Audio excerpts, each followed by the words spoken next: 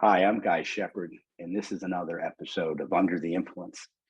The basic premise of the show is that people are better when they're moozing and boozing, right? So I brought together two wonderful people. One person I actually who really has touched my life in a very significant way, Dr. Doug Stein, and his partner, Jonathan Stacks, who did a wonderful documentary on the importance of vasectomies.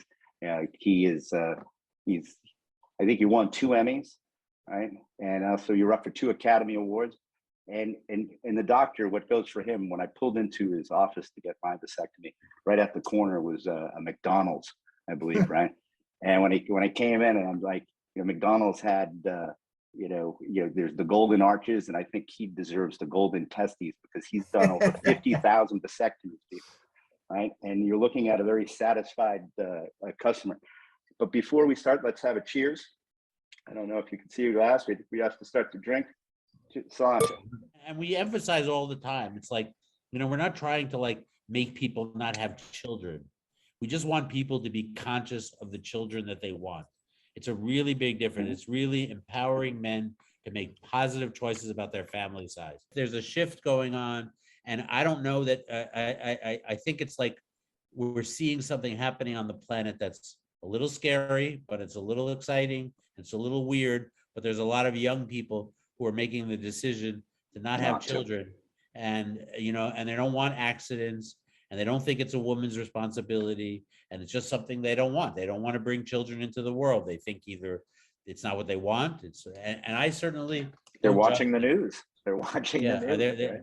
I think it's like, I don't judge what that is. I mean, at the end of the day, what I love about Doug, and this is the really cool thing, is he is just like, he just does excellent work. He doesn't care if he's in a person's home, on a couch, on a table in Haiti in the dark, or if he's at a fancy hospital in the US, he's going to give the same quality service, and he's going to respect each person's desire. It's like each person makes their own decision. It's an informed decision about what you want in life, and that's what it is. What about if we could take the vasectomy, right?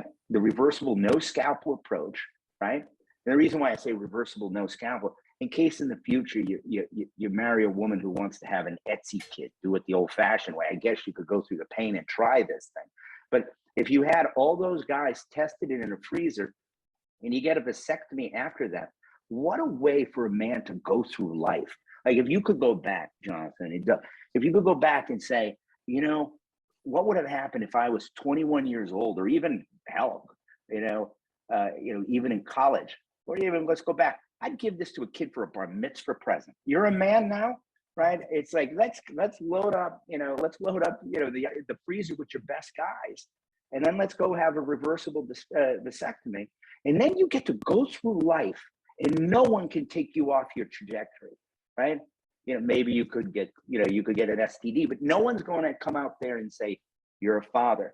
No one's going to, a woman's not going to be in another position. You're not going to be one of the million, right, that contributed to an abortion in a given year. You're not going to be a social statistic creator.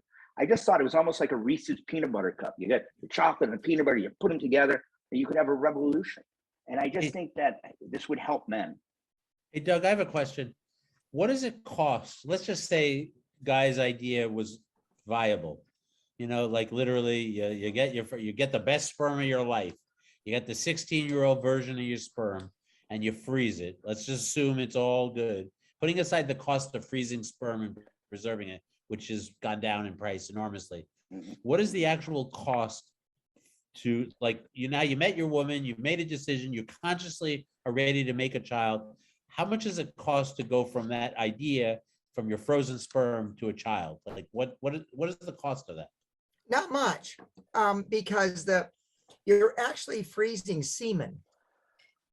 You're not just freezing sperm. Now, semen is the transport fluid made by the prostate and seminal vesicles. So you're freezing the whole shooting match, and that is utilized fairly simply by thawing. And then I'm not in the business. I kind of wish I were. And if I were really good, I'd go to an infertility specialist's office and be with him when he is That's a great idea. I think I'm going to do that now that you mention We it. should, But I and we love should Guy's, film it.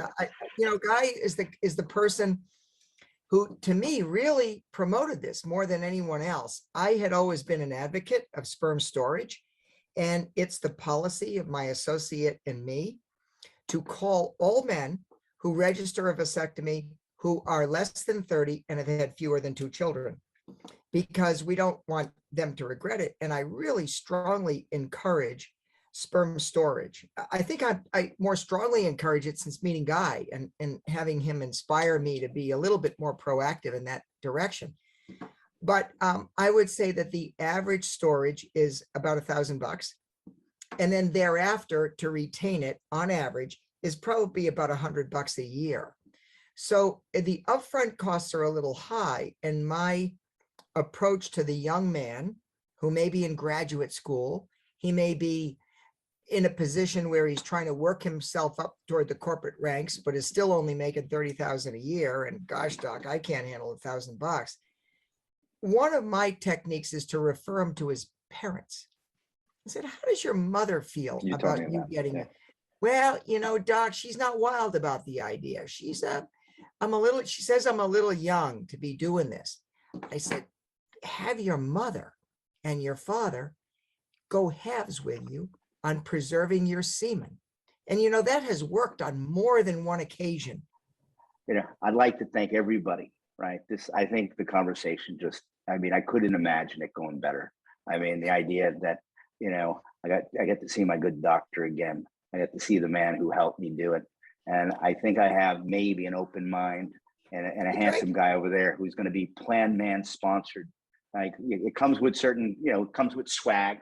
We can get you. Guy, I'm under the influence. I drank half of this bottle of this delicious Naomi. So you accomplished your objective.